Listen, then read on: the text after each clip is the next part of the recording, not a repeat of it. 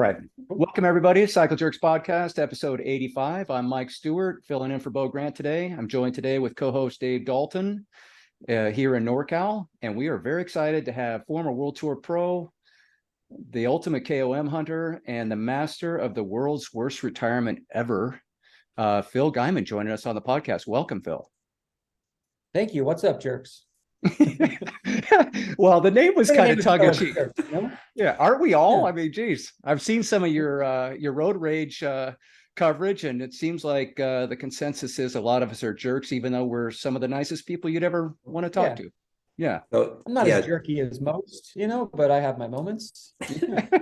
let's not get ahead of ourselves because we really stirred the pot with that one. So I want to explore that one a little bit. I love that video. Sure. So yeah. So I'm really curious, Phil. I've been you're dubbed it worst retirement ever, and to Dave and I, this looks like the best retirement ever. And I know it's kind of tongue in cheek, but how did you formulate like a business plan stepping out of pro racing to develop this concept? And did it come together real quick, or was it a struggle? How did that all come to be? Man, I really wish I was that smart that I could have planned it. When I retired, it was like retirement isn't really the right word for someone kind of in my position, but I did not have a contract that was worth, or an offer that was worth taking. At age 30, this is end of 2016, and I had a job offer at a sports agency. I was supposed to start there. But that was going to start January, and the season kind of ends. Like I knew I was done, September, October. And I just started playing around on Strava. I did really just for fun. I hadn't put any stuff on Strava before, like as a pro, like especially back then, like pros we kind of sneered at Strava. We're like, this is beneath us. Yeah. And I wouldn't know where the segment started and finished. But at the time I was living in LA, and I did the group ride, and one day I win the group ride, and I got the KOM for the first climb. And my phone blew up when I uploaded my thing. All my friends texted me like, "Oh my God, you got this KOM from this guy." And it turned out there was this kind of notorious dude who had all the KOMs in LA, like the bottom of everything, the top of everything for years. And there's a million little ways up every Hollywood hill here, and all the stuff in Malibu. He had all of them, and it was a point of contention among the locals. And it turned out that they sort of figured out who he was, which was a guy who had tested positive at Masters Nationals for EPO, and was accused of selling EPO. So I was kind of like, all right, people like that. I don't have anything to do for the rest of the year. I'm still technically World Tour.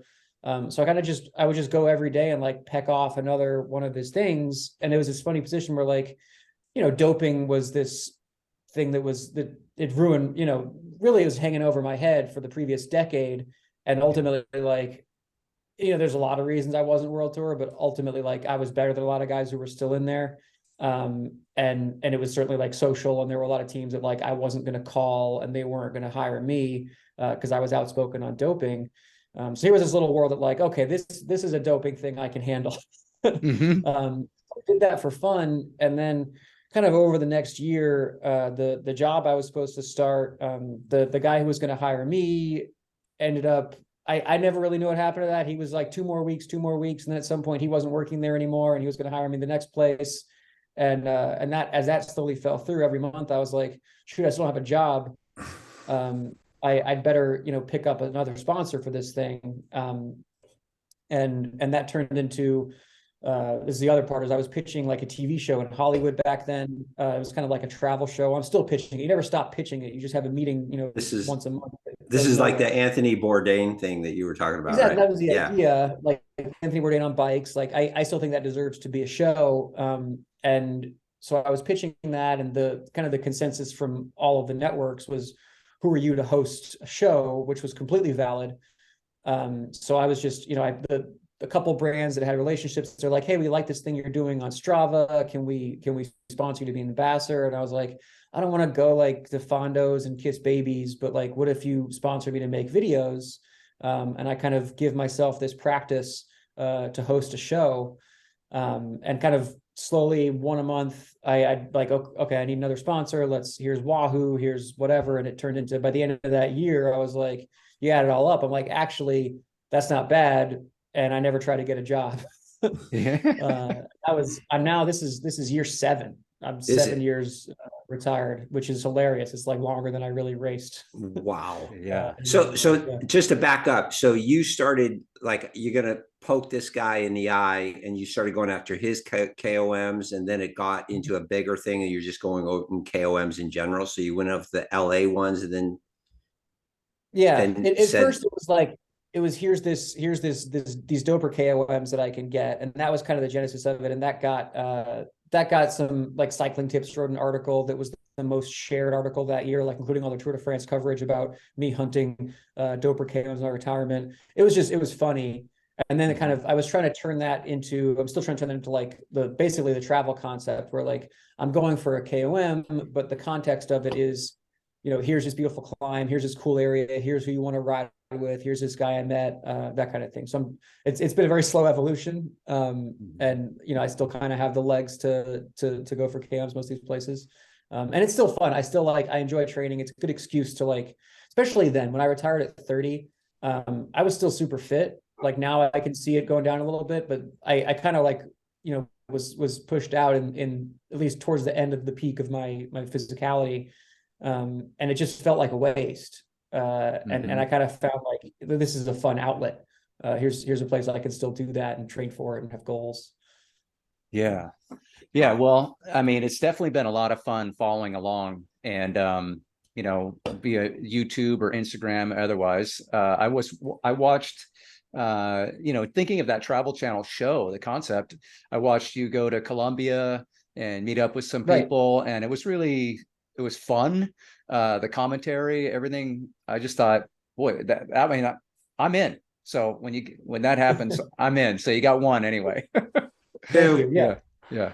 So, Mike, ask your heavy question. So we'll get to some lighthearted shit in a bit, but to ask your heavy question about career pre or post. Oh yeah. Okay. So we're just nerds. Not that we at the end of the day. So pro FTP and current FTP. Do you know off the top? Yeah, I think 400 and now it's 380. Oh, wow. Okay. Yeah. So the right there. The thing you lose most, like when I do an FTP test, when I do 20 minutes now, it's not much less than it used to be. What's different is like the fact that I would have to do another stage the next day, or that I'd have to do 3 efforts like that in the race. So like, yeah, I did some of my best power after I retired, as far as like a raw 15 minutes. We don't really do efforts like that in the pros. It's kind of turned to a different thing. I don't have nearly the depth that I used to. That went away pretty quick, I think. But I haven't really had to test it. As far as like a format. So, well, just wait till you get older. I mean, wait till you turn 63. I'm getting there. Yeah. Yeah. I'm 56. I turned 37 last week, and we had a birthday party. A friend gave me a copy of Fast After 50, the Joe Friel book. Oh, yeah. As a joke. And I was like, all right. Yeah. I get it. It will come back to me in 10 years, I hope. Right. But when you to follow on to Mike's story, though, when you announced your retirement, you said, obviously I read back on an article, something about it's a great life, Girona, et cetera, but is it better now, life better now, or better then? I mean, it's way better now. Like being a pro was fun, but like it has its moments. But the thing is, at that time, like, I didn't know anything else. I was nothing but a bike racer from really like after college and kind of during college, to be honest. Right. And looking back, like those years were really, I was never quite good enough to like have any form of job security. I was racing in the domestic scene a lot in the US, which like was really falling apart most of that time. And so it was super flimsy. I never had a multi-year contract. The most I was ever paid was $60,000. And I was just, it was a lot of desperation, a lot of panic, a lot of like, by May every year, you're like, what am I going to do for a team? And I never quite got through that. It was just highly stressful. And now, from what I've sort of fallen into and then built, I can lose 2 sponsors, I can gain 2 sponsors. I have emails every day of whatever else. I actually have like money saved up, which I could do then. Right. I own a house in Los Angeles. Like it's crazy. I got married last year. We have 2 dogs. Yeah. So life is great. It's more secure. And when I look at like the other thing is like I watch a bike race now, and just like they do the Velon videos on Instagram, a little GoPro Yeah. on and it's just like that looks dangerous as hell. I can't believe I ever did that. Yeah. Like you look at like I cannot believe I was bumping elbows and all holy crap. Yeah. Yeah. And I'm lucky to be alive. It doesn't just look dangerous as hell. It is, man. There's so many Yeah, the guy crashes. falling Oh, off it's a bridge. incredible. Yeah, ask that guy that was hanging from a bridge the other Yeah. day, right? Right. Right. Well, okay, so I get it. So professionally, it was a little precarious year to year. You never quite felt settled in or had like a home. But on the podcast here, one of our favorite things is the Netflix documentary called The Least Expected Day. And I don't know if you've seen this, but it follows Team Movistar. Have you seen this at all? No, I've heard of it. I haven't. My relationship with pro cycling is maybe you could imagine. I don't can watch imagine any of that stuff. All right. Yeah. Well, okay. I appreciate that. But Yeah, one of the things that strikes us is how dysfunctional and how chaotic and just sometimes it's just completely comical the way that the team interacts with each other, and then with management and the director sportifs and whatnot. It's mind-boggling. It's for somebody who's, both Dave and I have been around cycling most of our lives, and we've been on teams and whatever amateur rinky-dink stuff. But for me, I always thought like, hey, you make it to the World Tour, you're talking elite of the elite. Things are going to be buttoned up, I's dotted, T's crossed, every box checked. Clearly, I mean, at least with Movistar, I don't know if every team is that way, but they're a complete shit show. So and I know you were on several teams, right? And Sure. Do you have a perspective on that? Are all the teams kind of in a similar vein, or was there one that stood out as being really buttoned up? And I think it's relative to.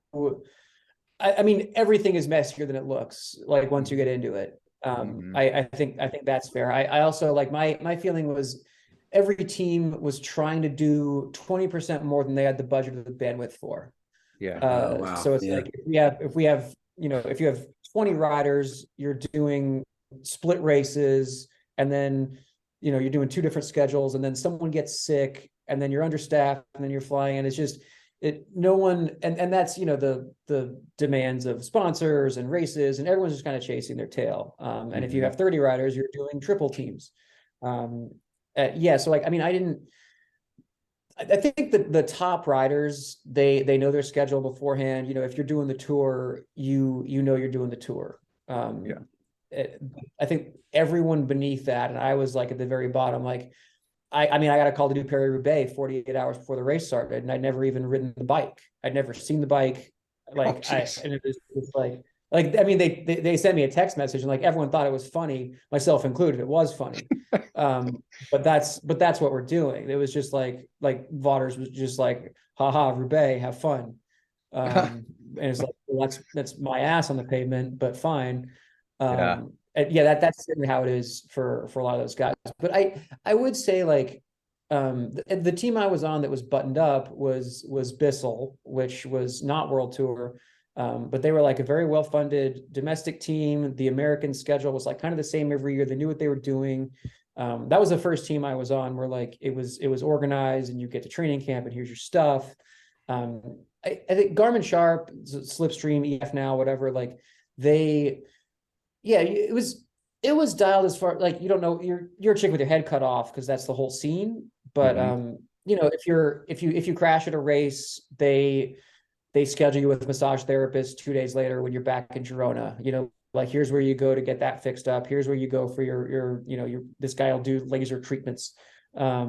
Here's you'll have a new bike waiting. Like for the most part, they do an incredible job given like all the insanity that takes place. But it is. I think most people don't have the slightest idea what it means to be a pro athlete Yeah. in any sport. You can't, And because I it's mean, on the surface, it looks so like a well-oiled machine, but obviously, if they're calling you 2 days before a race to fly, right.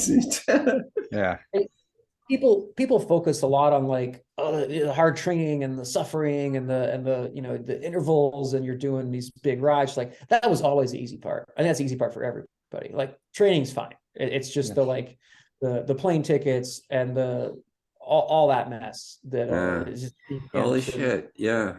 Well, the thing that strikes me about wearing the wrong shoe, blah blah. Yeah, well, the thing that struck me about the that Movistar is like a lot of at least on that team, the teammates were not really willing to work together, and there was like a lot of jealousy. And this guy wanted to be the GC contender when someone else, Nairo is the guy, and then Nairo wins, and then he has to give this speech, and nobody in the room wants to hear the speech. And I don't think Nairo wants to give the speech, but the cameras are on. So he gets up and he gives this like half-hearted, and everybody's like, ugh.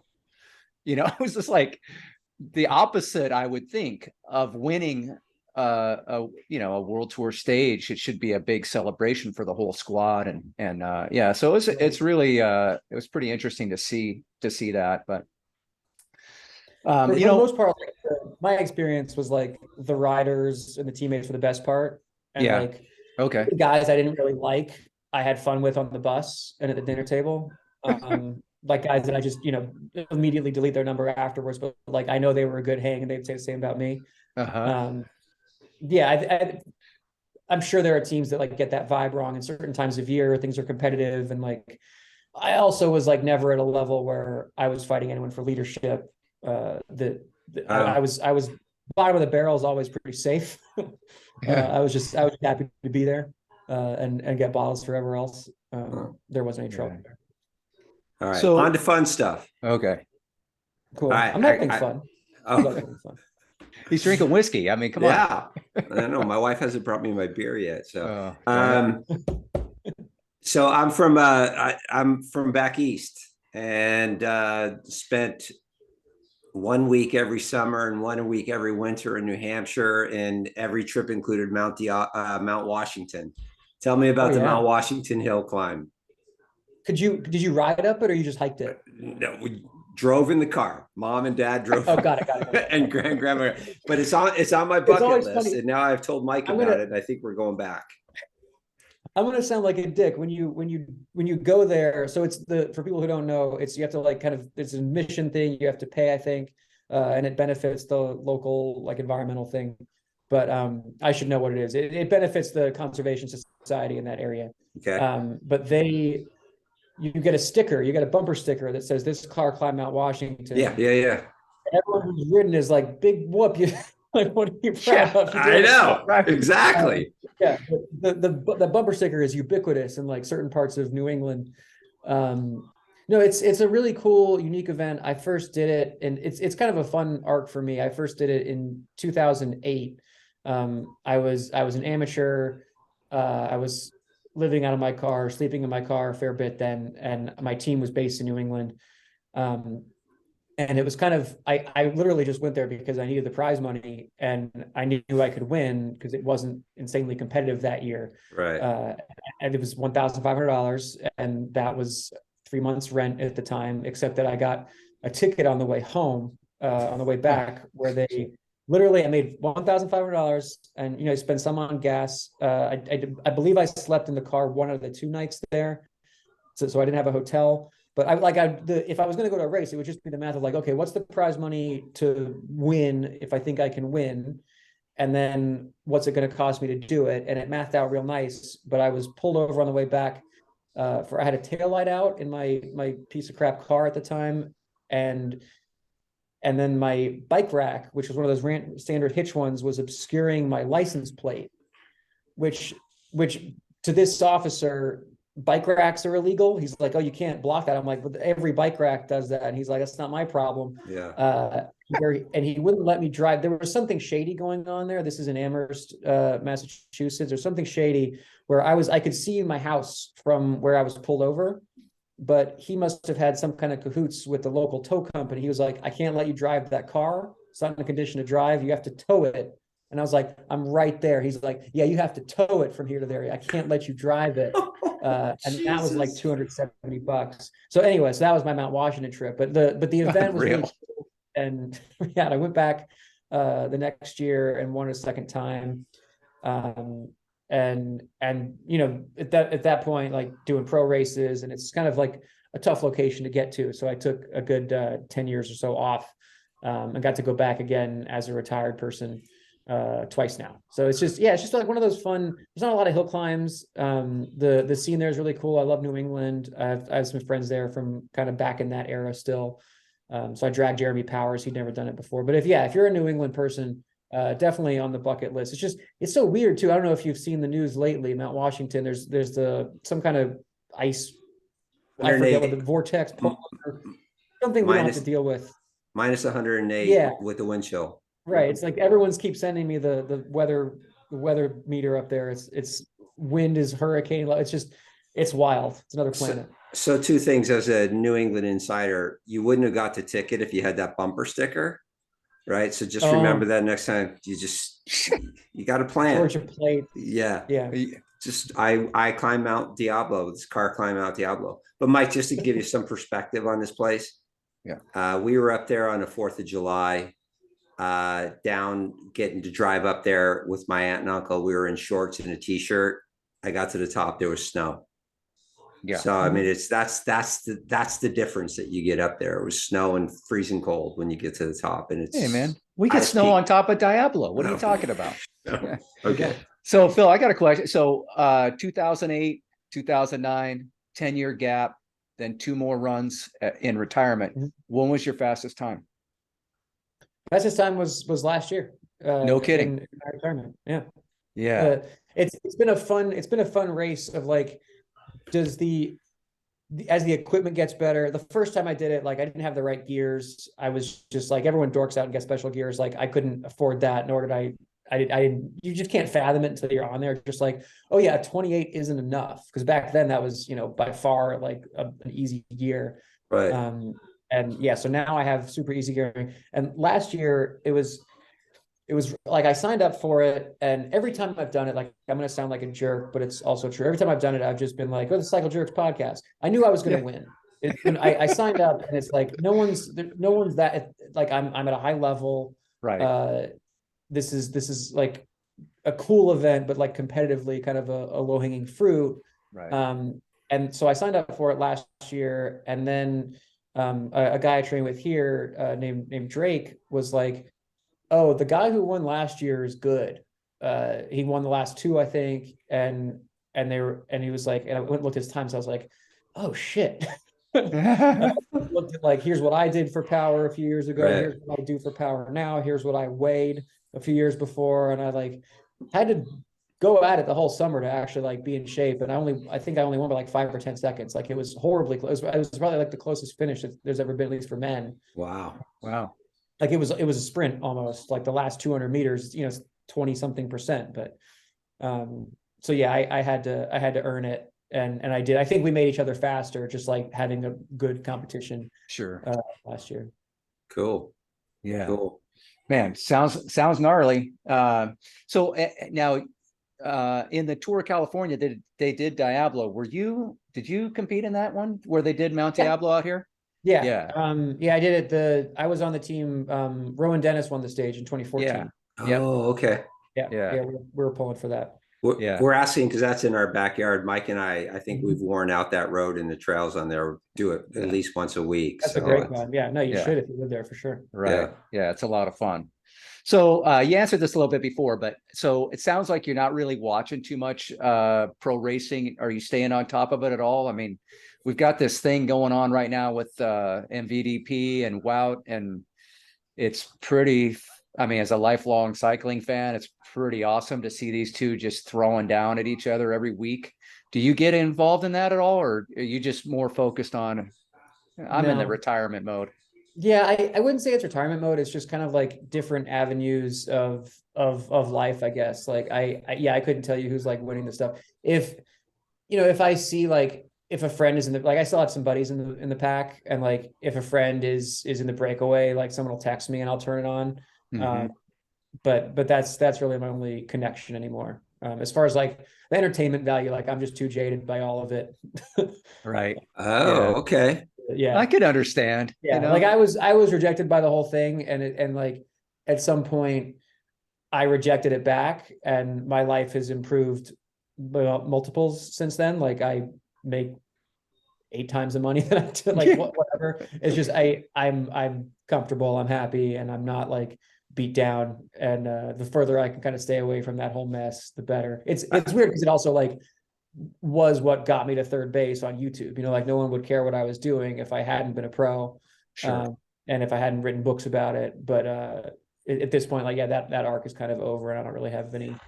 It's just like distasteful. It's just icky. I will get to the cookies in a second then, but and if you don't want to answer it, but distasteful because was the big issue the doping thing you mentioned? You were pretty outspoken. Was it the doping thing, or is it just other?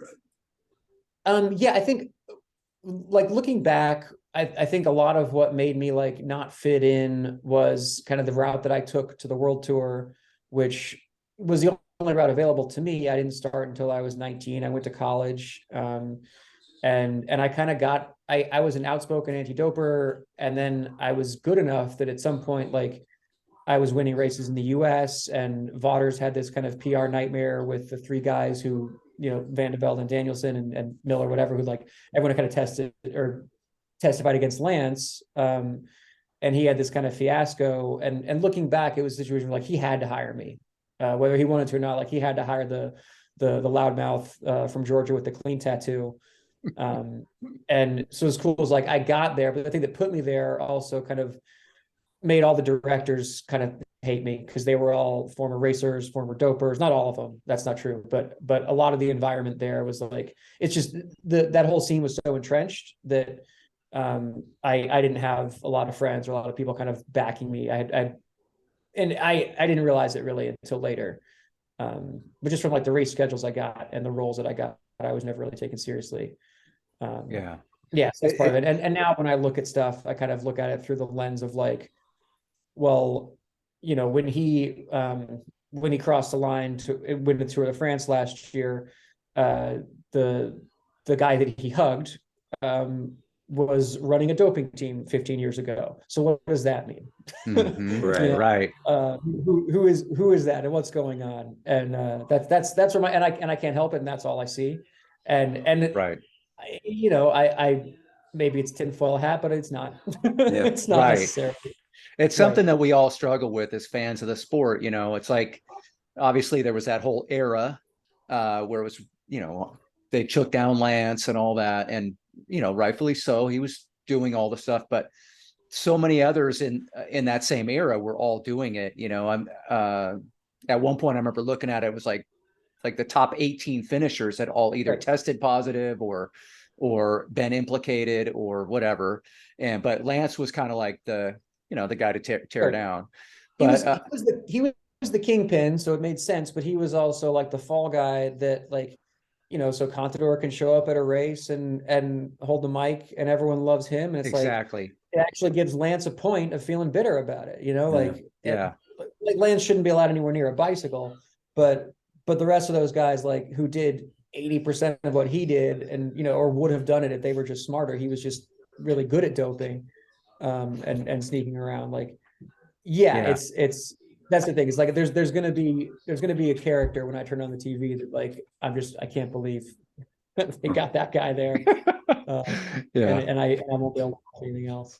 Well, growing up, I grew up working in bike shops, and I was just a young BMX kid, and we had a couple of Colombian brothers that were road racers, and they were very serious about it. Their father was a road racer, and they were just about their fitness, about their training, and all this stuff.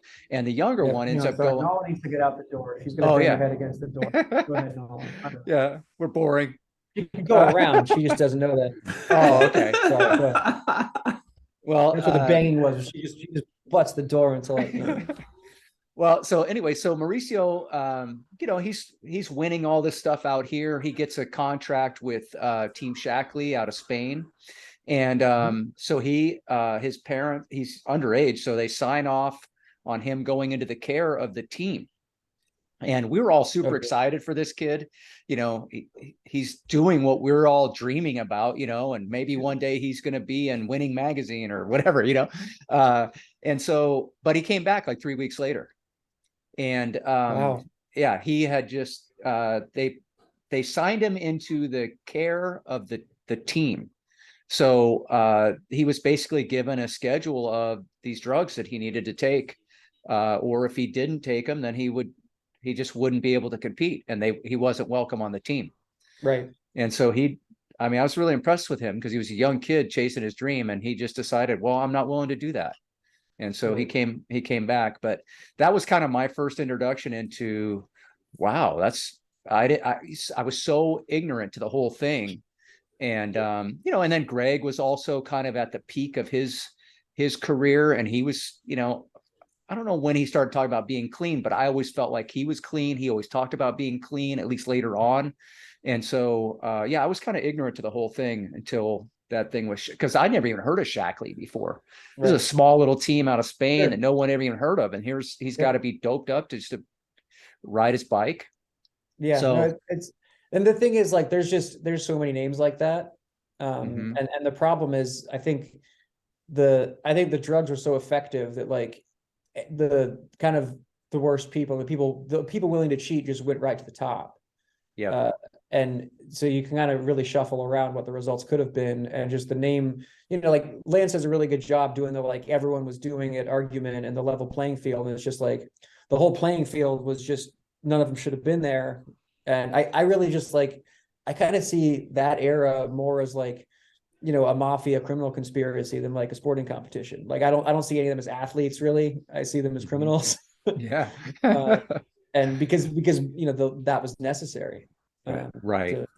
To exist.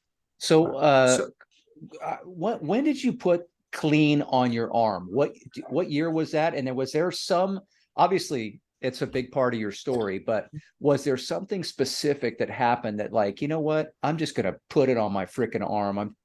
And so can you talk about that? Yeah, it was a lot of things. But it was definitely, like, I remember the moment. I was thinking about doing it. So I started out, and it was 2009 was my first year pro. I was on Jelly Belly. And we did the Tour of California. Back then it was in February. And, like, that was Lance's comeback race with Radio Shack. And it was one of those, like, at that point I've been racing and training hard for 5 years. I was, like, one of the best U23s. And it was just insane how far behind I was. Like just the level of struggle with all those guys. And that was definitely a race. Like, you could see, like, there were two speeds. There was the kind of domestic guys who were all really good, and then the other thing. And I remember, like, and that was when I think it was in the news a lot, and people were talking more about all of the doping stuff. And I remember I went to the UCI for continental teams requires like just an annual physical. And so I just go to, like, a regular doctor in Gainesville, Florida. I went to college, and he saw, occupation pro cyclist on the little form. And he was like, all right. So he closed the door. He's like, all right, pro cyclist. So what are you on? Steroids, EPO, growth? And I was like, dude, I'm on Jelly Belly. Like, I don't even know. I wouldn't know where to get that or what that is. Like, I've been racing 5 minutes. Like, and I wanted something that, like, people could sort of, like, okay, he's not one of those. Yeah. What are you on, EPO or no? I'm on grape. Yeah. Okay, I'm eating grape jelly beans. Right. I can't even afford rent unless, like, you, doctor, and the doctor that I would need for the other stuff. And then there was the next year, went to nationals, which was in Greenville then, and that was the year that the break, whatever the selection was George Hincapie and Levi Leipheimer and Andy Bochdali was in the group, was with the two of them. He survived the climbs with them. And as I understand it, I haven't heard this from Baj directly, but they they were like, okay, you're going to take third. And he was like, no, we're going to race. And they're like, you're going to take third, or we're going to send you back. And he said, F you. And they beat the crap out of him. And he went back and came like fifth. Okay. And I went and got the tattoo that night after that road race. It was one of those, just like, they were so far ahead. It was like, you just do everything that you're supposed to do, and you train hard and you race hard and you do all the nutrition. And then it's just like, someone's just so much better than you. It's like, either that was just certainly a moment. And I wanted it at that time. I was like, if I do get good enough one day, this is a decision. Like, I don't want to be tempted. I don't want to think otherwise. Like, if it's necessary, then I'd rather quit than do it that way. Kudos. Chapeau. That's Yeah, awesome. I love it. I love it. Yep. All right. On to happy things, though. Yes, that's racing. Doping. So, now- but hold on. Question. Okay. So you said you're not smart enough, but I think you have parlayed this into it. So you start making these videos, right? And you start getting sponsors. But now we're on to cookies and grand fondos and all this. So you've built upon. How did you get into the cookies thing? Well, all of it, like, I don't know, Bill's every Cookies, little right? thing was piecemeal. So like, I guess I got into like starting small businesses when I was on, I was on Jelly Belly. It was one of those, like, okay, I'm getting paid, my salary that year was $2,000. I was living on prize money for the most part, and living like, you just, at that age, you can have 60 roommates and not care. But I had an English degree. I had a minor in advertising and journalism, and I was like, okay, I should do something with all of that. So I started writing for Bicycling Magazine. I pitched them on like just a weekly blog back then. Yeah. Just talking about, like, the amateur and low level pro cycling scene in the US, which was bigger then, more interesting. And I started like a little clothing business sort of before Alibaba was easy. I had to fly over there, and you're getting, clothes made and printed and designed. And we had some things online. I had like a business partner who helped with the website, with shipping. So it's kind of like, always just was the hustle was forced upon me. And then I had, I think I just wrote one week, like, it's hard to write about a blog once a week for bicycling. I had some crappy race. I was like, this race sucked. I drove 4 hours and crashed and won $50 in a preem. But I highly recommend the cookie in whatever town this was. That was the best part of the weekend. That was all I had. And like a couple weeks later, someone brought me a cookie. Like, hey, I saw you like cookies. I got you one. I think I like tweeted a photo of it to my 800 followers at the time, and it very slowly snowballed into like, I'm the cookie guy. And cycling fans, like, at least the people who liked me got it. And like, they were all kind of quirky. Like, Ted King was doing maple syrup.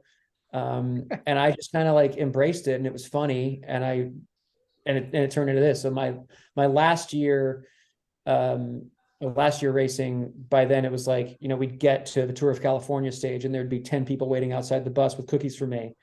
And it was hilarious. That year, like, all right, I have a friend here who puts on, well, he produced like cycling events, but also like marathons and stuff like that. He just like kind of mass scale, just outdoor competitions, races, events. And he was just sort of a drinking buddy. Cheers. Cheers. And I was like, what would it look like to put on a fondo? I had another friend who owned a restaurant that made these really good cookies, and I was like, I have to make cookies for everybody. He's like, yeah, I could make 4,000 cookies for you. And that was, it was just like, okay, well then I have to do this fondo thing. And also, like, the riding in LA at the time, I think, was relatively unknown. I was surprised when I kind of visited here. I was training in Big Bear, had a buddy who was living in Thousand Oaks. I was like, all right, let's go, visit my friend Stefano. And I was still living back in Georgia at the time. I had a little house in Athens, which was home, but I rode in the canyons here a couple of times. I was like, I can't leave here. Yeah, like, this is where I have to stay. The of riding there is pretty remarkable. amazing. And it doesn't really, it's like, to your point, it's even to this day, it's not really that known. Yeah. We had one of our guests, we had this guy, Derek Teal, on. He has a company called Dialed Health, and he did a double Everest on Deer Creek. Oh yeah. Okay. I remember that. I remember Yeah. that happened. So So only one guy did that. I got messages about that one. oh yeah, yeah. And I've done Deer Creek a few times, and that's a very formidable climb. The thought of Yeah. doing one Everest on it, not very appealing. Two, just takes you into crazy land. I think everything, it was a fun thing. It was like very 2020. Uh-huh. It's kind of like I was the first one to like, I didn't invent Everesting, but like I was the kind of one who brought it, I think, to the forefront. And then I made it into like the challenge of 2020 when just there was nothing else to do. It made And sense.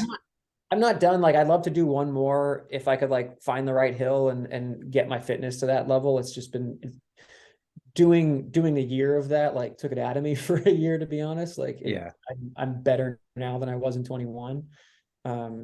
But my main take is just like, 6 hours is a great amount of time to ride a bike. More than that's just, it's just too much. I really, I you. love a sixer. Thank You you. get to 6:10. I'm like, you know what? It's too much of a good thing. Yeah. It takes me Not ruling it 13 out. hours, Phil. 13 That's the hours. thing. Like I the see. record is, and for anyone else to do it, it's ludicrous. It's Which is part of incredible. the fun. Yeah. Yeah. But the difference Yeah, between so you and double. I is if I do it, I just want to do it. You're doing it to set the standard for the fastest time. Yeah. Yeah, So that's the problem. it's a little I different set a high approach. bar for myself. Yeah, no Yeah. doubt. Is that something that's still on the radar or yeah?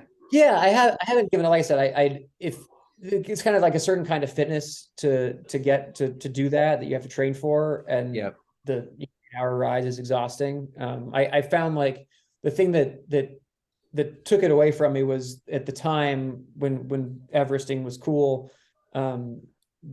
It's all about having the right hill, and I just wasn't traveling at that point because no one was traveling, and I wasn't gonna like pretend that Everesting is important enough for me to like get on a plane.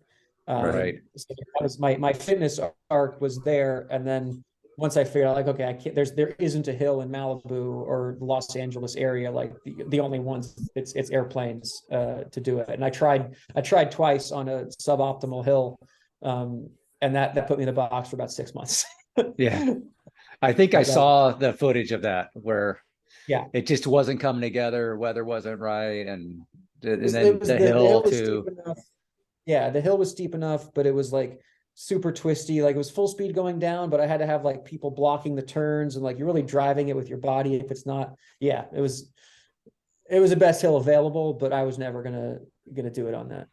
Yeah. You look like the one in Wales that has the record, and it's Wales or Ireland.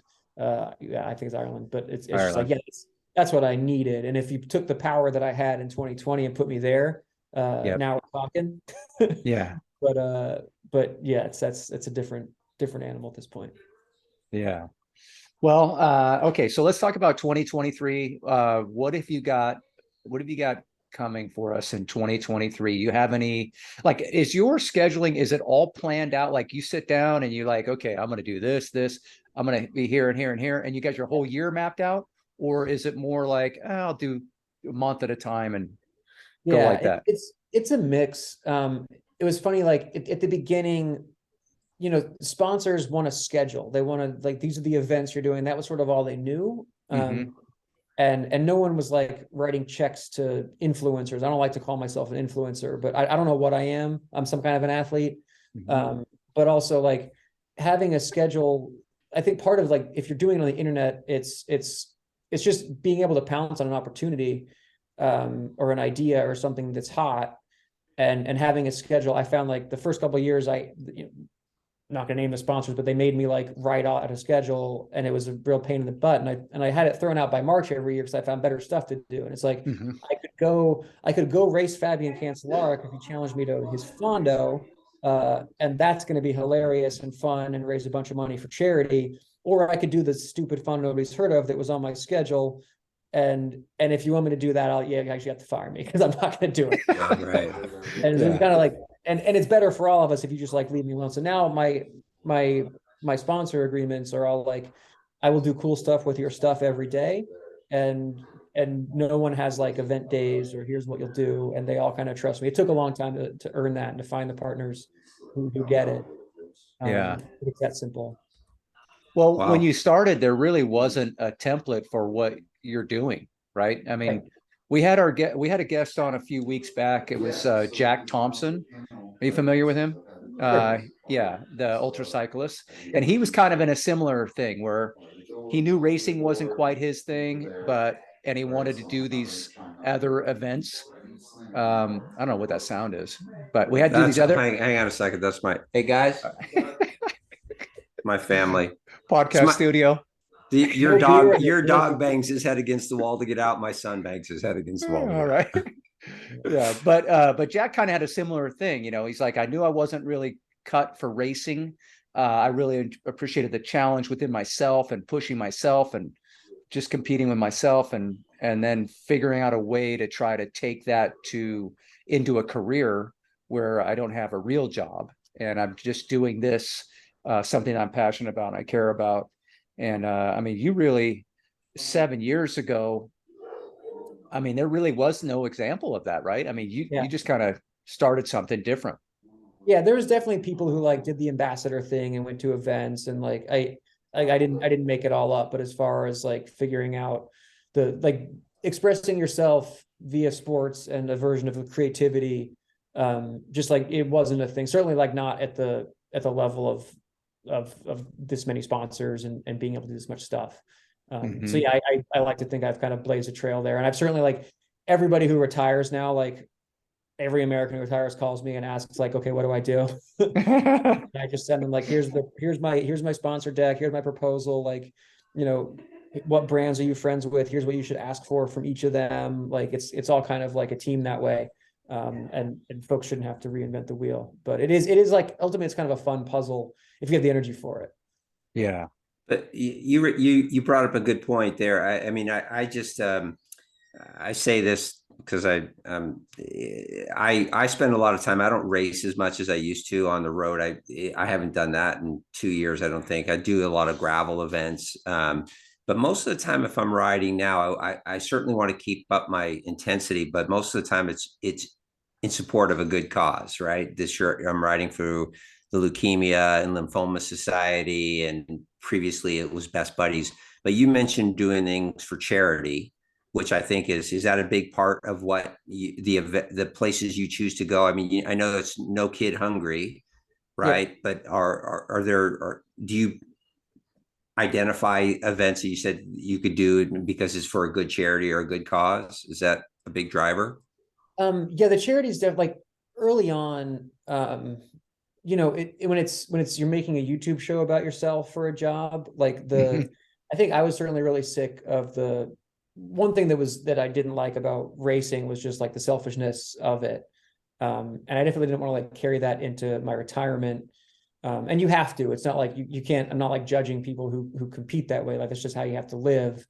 Yeah. But if I'm just making a YouTube show and the whole existence is like, hey, look how strong I am. Like that was just super gross from the Right.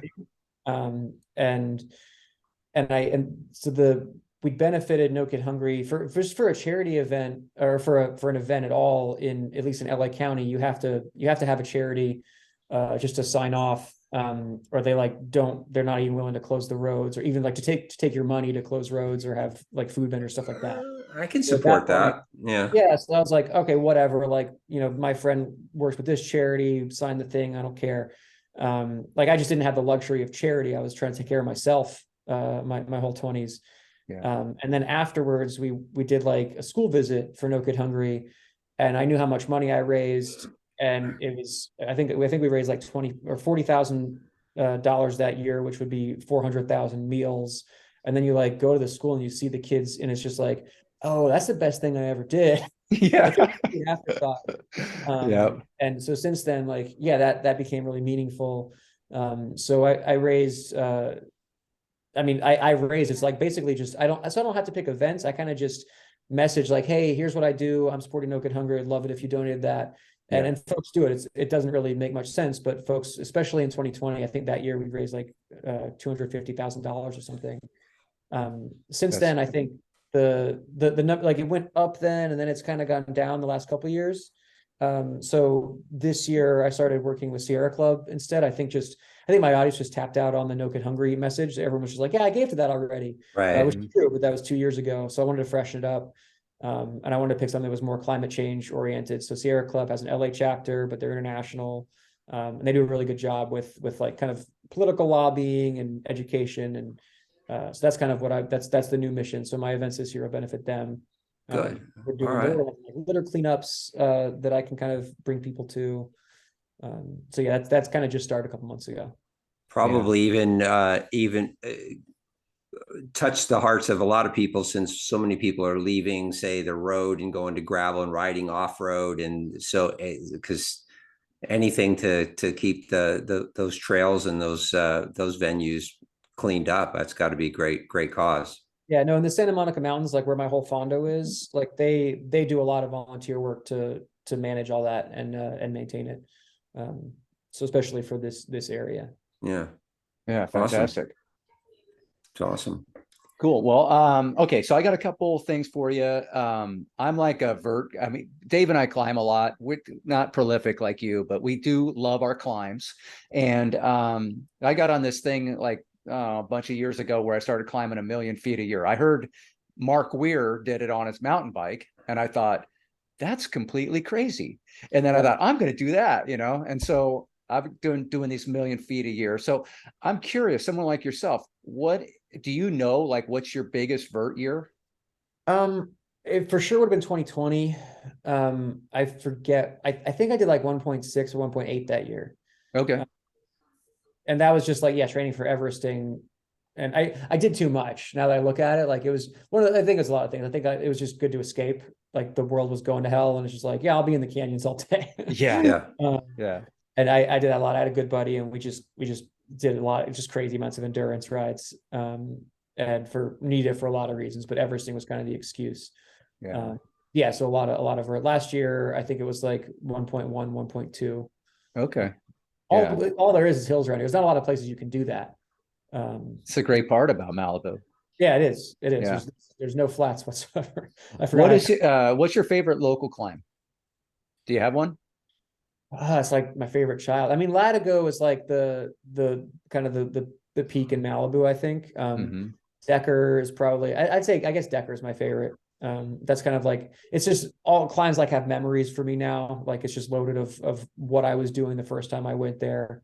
But there's a part like I remember when I first visited this area, I went up Decker with my friend Stefano, and like it was as you're going down, there's just you're around this one bend, and that's the first time you see the ocean in the day, and it's insane, and it still hits me every time, and I can't wait to hit that bench. Like wow, it's the air is always good because it's really far north.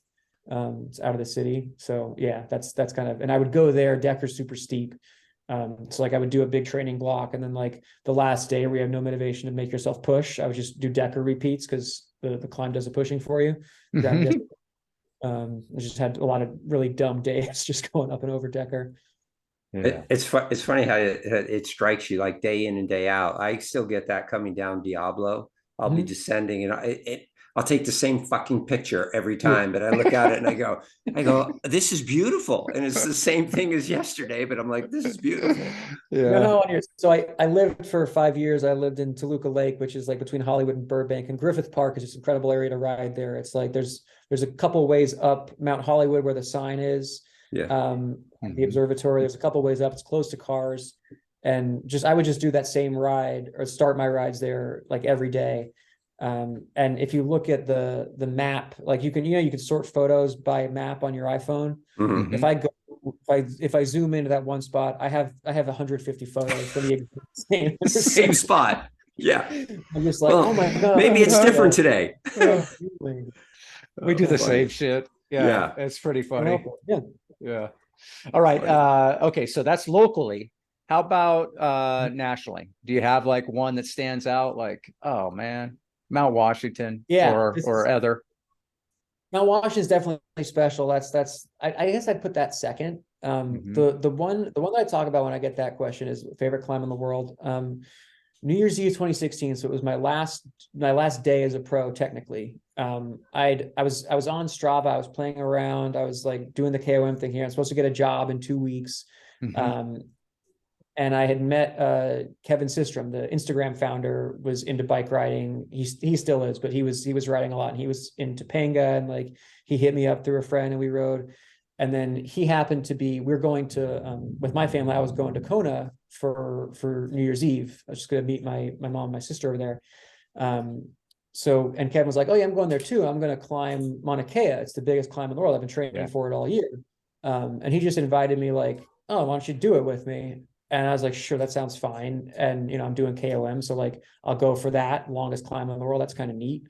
And so you have to have a guide because it's insane. You start at the beach and it's, a nice day. You start early, but it's, people with, drinks and bikinis, and you go up this highway. And then if you make a right turn, that's Mauna Loa, which is the biggest paved climb you can do. That goes up to like 13.2 or 13.5, something like that.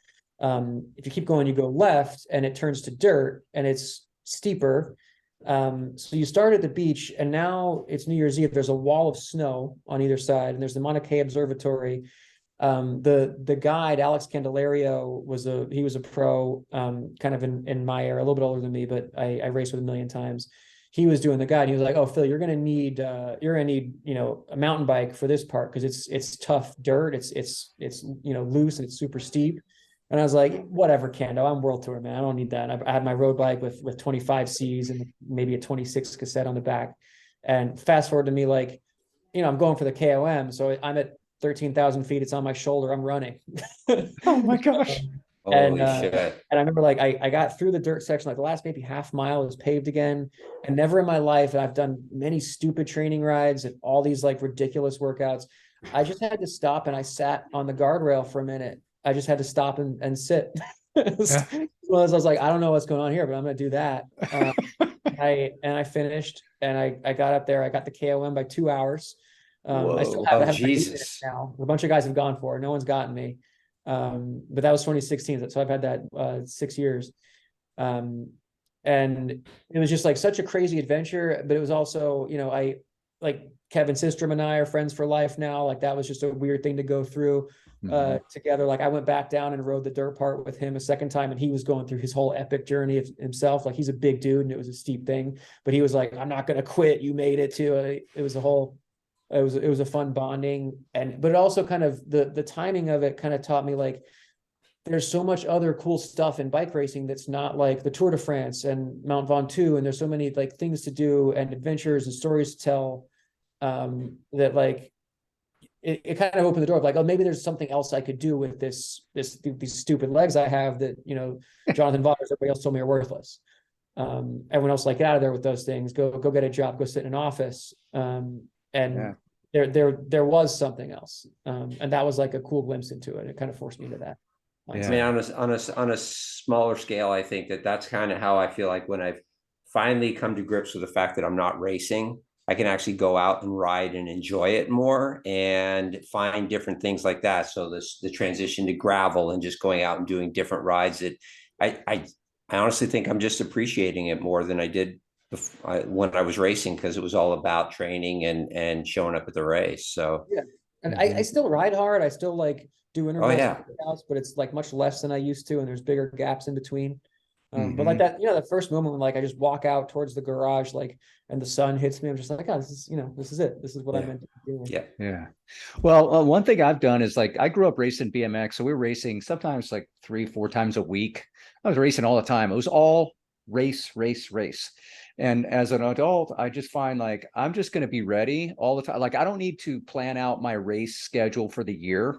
I'm just going to stay ready. And then if something happens and there's a weekend, I can go do this thing, I'll go do that thing.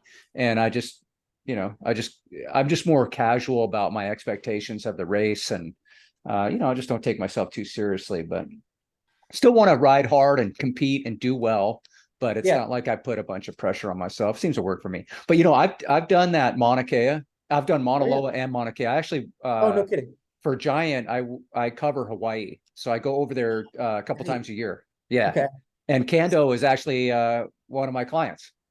Perfect. Have you ever done a cooler ride than Mauna Kea? Like it's you can't describe it. It's insane. There's nothing like it. I've done plans. I did the Taiwan KOM challenge. Like I did Letras in Colombia. Like they're both of those are incredible and insane, but like Mauna Kea is 2 notches up. I need to go back. Like the thing is, so that when I did that, I was with the Instagram founder who was still working there at the time. So I was on Instagram live the whole time. I was taking photos. Like I was riding hard, but it's endurance ride. You're going, it was still 6 hours, or maybe I forget, 5 or 6. But I took some videos. I had a camcorder, and because I was still pitching that show in Hollywood. And that ride became like the sizzle reel that no one in the world has seen, that like I brought to networks and whatever meetings, was like kind of from that adventure. It's all like really bad footage, but it got the job. Well, didn't get the job done, but got my Maybe someday. I'm hoping. well, here's the thing is, like, I don't care anymore. I do it myself, and I'm in charge of it. And yeah, it's like, if somebody knocked, I had 2 different times I had like contracts to actually make that show. And one of them was right when I retired, and I had to deal with, like, it was A&E was going to make the show, and then it got turned into like the A&E Biography Network, and there was going to be a celebrity person that I rode with and interviewed, and I was like, well, that's not the show I want to make, but fine. And then the production company went out of business, and it was all dead, and I was like, all right, whatever. I didn't even like it by the time it died. Yeah. And then again, we had one that was a done deal. It was going to be funded. It was going to be on PBS, and it was going to be funded by the tourism boards of Switzerland, Italy, and Spain. And that deal was done and scheduled to start shooting August of 2020. So the Italy Tourism Board, Dang.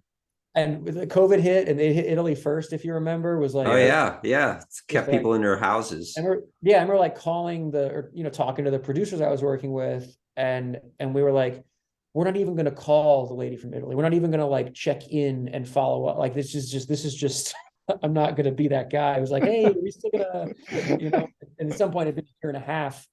Like, we could do it now, but I'm sure everyone's moved on and no one has any idea. And right. I momentum everywhere else. It's fine. Well, I'm still holding out hope, Phil. I'm I appreciate just gonna, it. No, you can watch it on YouTube. I'll trust me. It'll be a selfie stick. It'll happen. Okay. It'll just. Hey, on the subject of videos, how are we doing on time? We're about ready to wrap it up. All right. So, but I got to talk 2 videos. First of all, thank you for the Illuminati. It's hilarious. Yeah, the world needed that. Yeah, it did. No, it really did. But also too, the one just recently, I know you stirred the pot a little bit with your the new traffic regulations, because it's just getting worse and worse out there. Every time you ride, there's just something going on. Yeah. And so I appreciated that, and it was cool to see you on a state e-bike too. I love riding the e-bike. Where I live, like I live a couple blocks off of Ventura Boulevard. I can get anywhere I need. I don't take the car out. Like, it's really right. nice. E-bike life is wonderful. It's like, if you live in the city, it's awesome. Advocacy is a funny thing. Like, when you're a pro, like you live in Girona, you do training camps, you have follow cars, you have races, you have closed courses. And I think, but then guys get killed and hit by cars in the off seasons training at home. And guys who, like, Rebelline is a pretty solid bike rider. Knew what he was doing. There's just no way it's anybody's fault but that truck driver. And it's horrifying, and you live long enough and see it. And, like, the advocacy is one of those things that, like, I could kind of just started making a couple of videos just for catharsis. And just like, I need to say this, and it resonated. And there's like, those are the ones that sort of do better, and definitely direction that I want to go. Like, Sierra Club's into that too. Mm-hmm. Like, if I'm what's his name, Chris Hoy, he's doing that. He's like, like he's just turned into like a cycling advocate in the UK and makes content, and it's like, that's a classy kind of way to use your name and whatever else. Like, if I could kind of go that way. Yeah. No, it's thank you for that, because it's just such we're all at a point where we all know somebody that has, Yeah, Dave used to own a shop, and he had jerseys of people that had been killed up on the wall. And it's really tragic. I know, as a cyclist, I know myself, I think most cyclists do this, where we know the roads to ride, what days to ride, what are best opportunities for us to go out and have a great ride without dealing with traffic. And more often than not, we're really trying to avoid cars most of the time. There might be a 20-minute stretch on a 5-hour ride where you're on some busy connector. You don't have a choice, but we're all really doing our best to try to stay out of the way and just have a great time on the bike. And I lived for a year in Santa Monica, without getting into like the LA geography, but like the really good riding is just north of LA, and Santa Monica's kind of the edge of that. So the way most people, like I'd say the majority of the city kind of lives downtown, all that stuff, they'd go through Santa Monica and out into Malibu from there. And that's kind of the gateway to all the best rides. But there's 20 minutes on Pacific Coast Highway where it's a nightmare. And I remember like living in Santa Monica, and I was like, if I live here and I do this for a decade, there's no way I don't die on this stretch. Like this is just, and I live in the valley on the other side. So a little bit further north. So I don't have to touch PCH until we're like a good 15, 20 miles north of the city. And it's really like, improved my life. Like I just don't, to your point, like there's days where there's beach traffic. Like I don't ride in Malibu on the weekends because there's beaches and there's people cruising. Those days I go to Hollywood. I don't do Hollywood much on the weekdays because there's people, working in the city. You do your best. But ultimately, like, we're all trying to live in this world together, and everyone right. Yeah. I mean, and we've got to do our part as cyclists too. We've just got to do our part and be good cycling citizens, right? So Well, okay. Listen, before we let you out of here, Phil, let's talk about what you got coming up. You're doing the gravel fondo this year, is that right? Yeah. Sorry, I'm bad at plugging my own stuff. Yeah. So we're trying, Phil. We're trying. That's what my plans were, and then I got distracted because you did tee me up for it. So I'm going to Europe next week. I'm going to do 3 videos there. It's going to be, I'm bringing my wife. We're going to do worst honeymoon ever. And so we're going to go to Girona, Nice, and Tenerife. And I'm going to go for each one of those. She's going to give me like a day pass. I'm going to do video. When I get back, we have the Whiskey Tango Fondo, which is in Alabama Hills, California. So like the base of Mount Whitney, really incredible, like underrated area. I kind of visited there last year and was like, holy shit, how did I not know? Like I heard of Mount Whitney. But I've been wanting to do a gravel event. I've been riding gravel. The gravel racing is its own kind of thing now that I think it's a lot of people are really into it. A lot of people are rolling their eyes at it. I've been riding gravel since it was called dirt roads in Georgia. I used to do nothing but train on dirt roads in Georgia, North Florida. I went to college. And I really enjoy that. I don't like the idea of gravel racing because there's the word race in it. I don't do that anymore.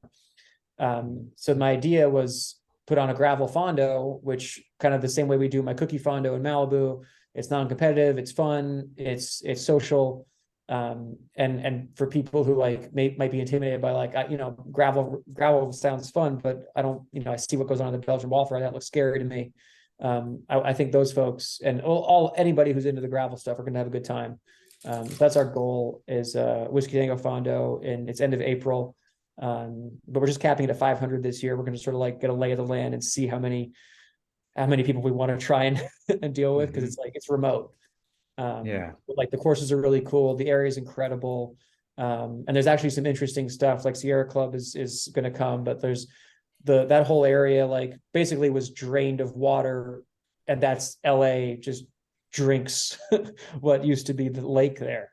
It's like interesting from like everything, geological and environmental aspect, what goes on around there.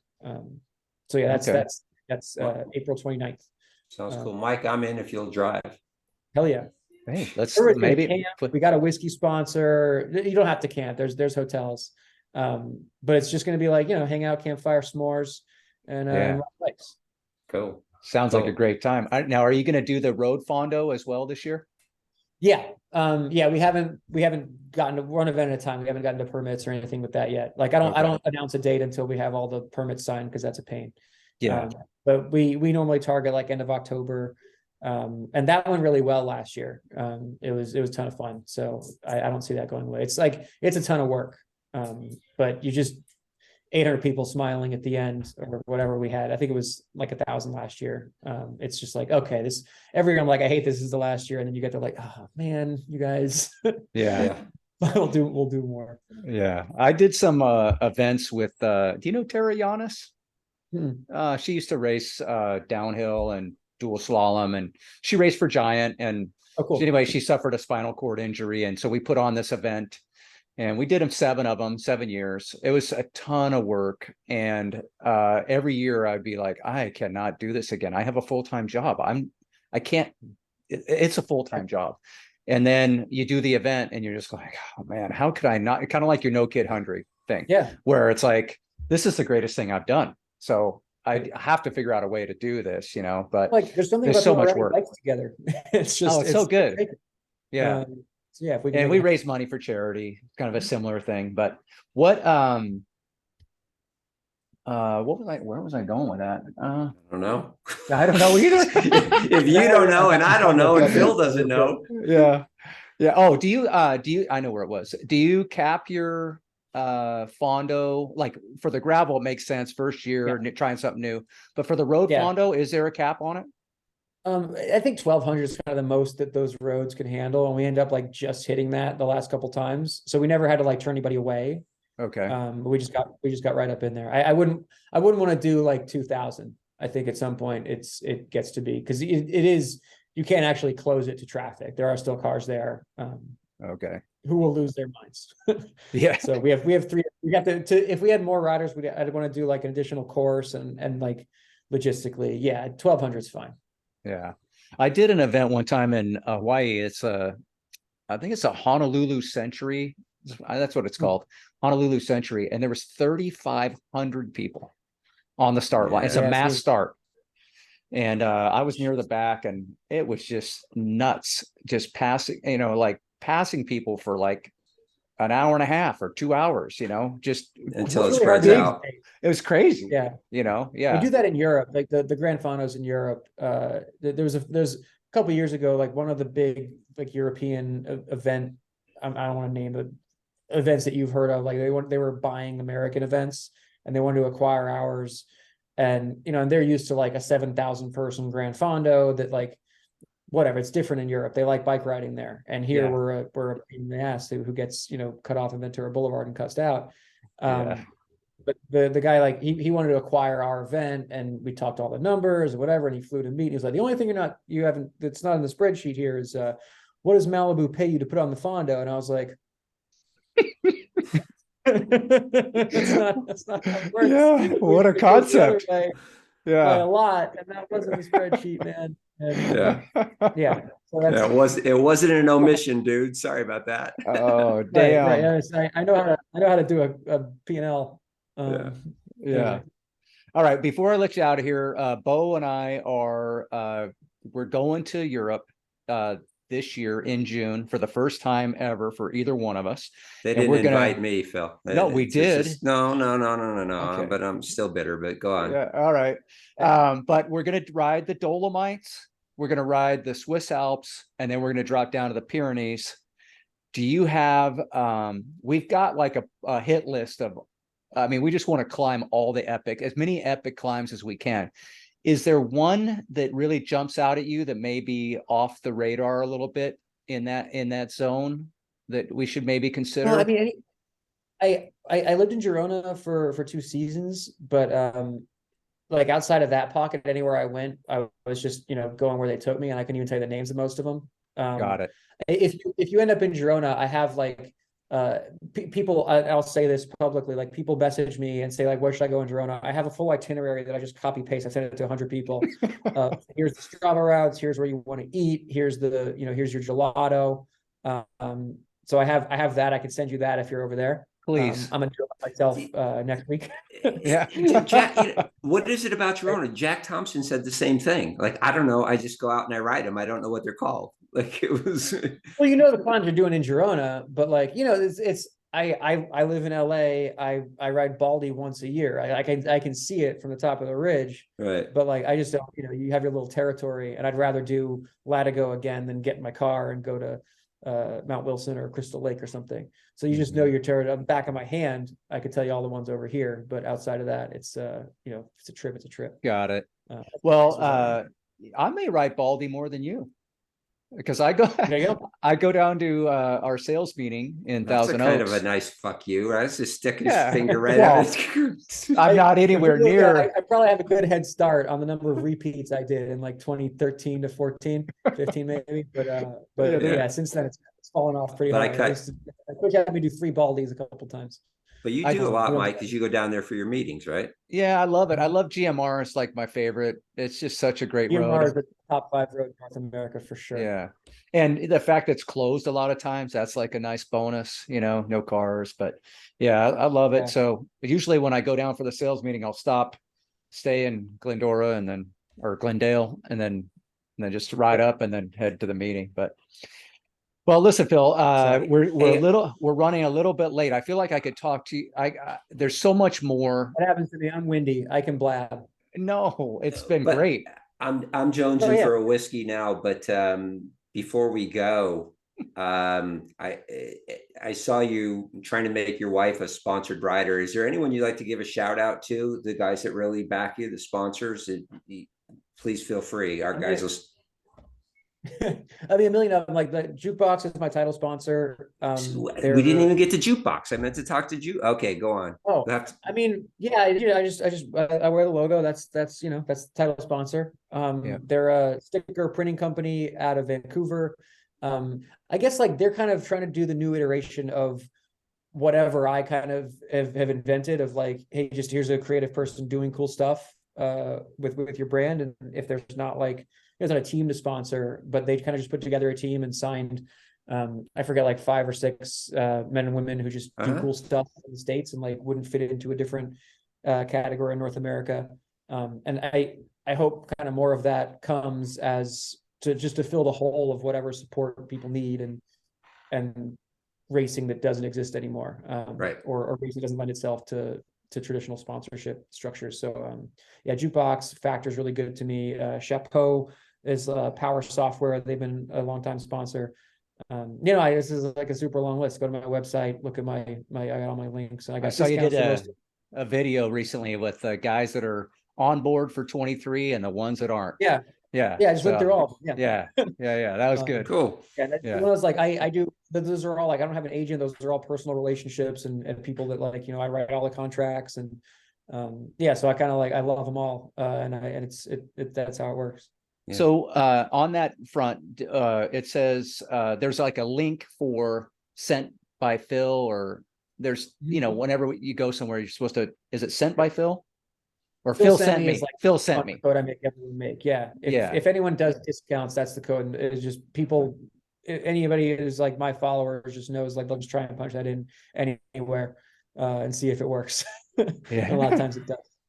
And Yeah, does that factor in your income at all? Or I mean, if you don't want to say, that's fine. But no, that's fine. is it? Normally, no, that's like the business of it is a whole other podcast. But Yeah. like these days, everyone the influencer strategy is they say like, oh, you know, we'll give you a link and you'll get 10% of the sales from that link. And if you do that for 5 minutes, you know, like people don't click the link and the tracking is leaky and you're trusting the sponsor to actually be able to do the tracking and they don't. So generally like I try to operate the same way like a pro cycling team does, which is 1 or 2 year exclusive agreements. And here's my deliverables. It's this much content. Maybe it's 1 dedicated Instagram post a month, you know, 4 mentions on YouTube a year. And it's different for all of them. It's just based on what they want. But some of, I think a couple of them have like bonuses for sales, but mostly like the coupons would either be, they'll give a portion to Sierra Club, or it's just a discount for my followers to track it or make them appreciate it. Great. All right. Well, let's wrap this thing up. Phil, it's been an absolute honor and a pleasure to have you on. And I thank you so much for your time. And of course, great to see you guys. Yeah, wish you best of luck. Yeah, see you Whiskey Fondo and say hi to Diablo for me. Yeah. and have a good trip too, right? You're heading over soon. Yeah. Yeah, that's right. Next week. Yep. Safe travels. We'll see you. All right. All right. Thanks, Phil. Guys. Yep.